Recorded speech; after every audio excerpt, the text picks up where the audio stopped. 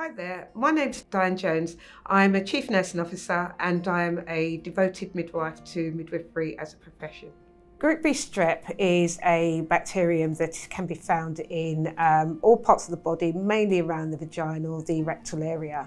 And it's mainly harmless, and you wouldn't necessarily know that you have Group B Strep. And I think it's really important that we understand what Group B Strep does, how it impacts on families, and what we can do about it. And so I think the training module that enables us to get all of that information in one place is really helpful.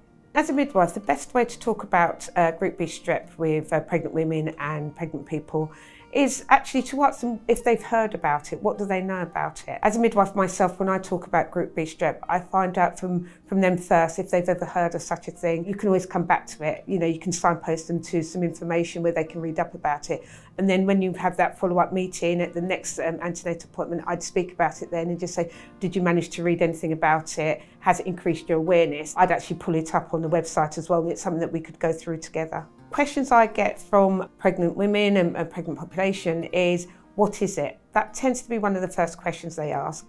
They tend to ask, is it dangerous? Is it life-threatening for me or my baby? Should I be speaking to my doctor? Does my partner need to be tested because I've got Group B Strep? Those tend to be some of the questions and anxieties I think that women will have about it when they first hear. I think as a midwife, you're able to allay those fears, that you can explain how it can be treated. So the e-learning will cover multiple topics and it will cover those questions. It will certainly cover what are the signs and symptoms, the early onset of Group B Strep in your baby. It will also cover some of the questions and fears that mothers may have as well, and it will help midwives to be able to answer those questions. It will make you more informed. Mums look at their babies all the time, very adoringly, so I think mums will notice any slight change in baby, and I'd say they need to bring that to the attention of the midwife or the doctor at the time. Tiredness, not feeding very well, tends to be floppy. Whether the baby is of a darker skin tone or pink or white skinned, you will see changes in their skin tone, and you might find that they will have some patches on them that wasn't there before.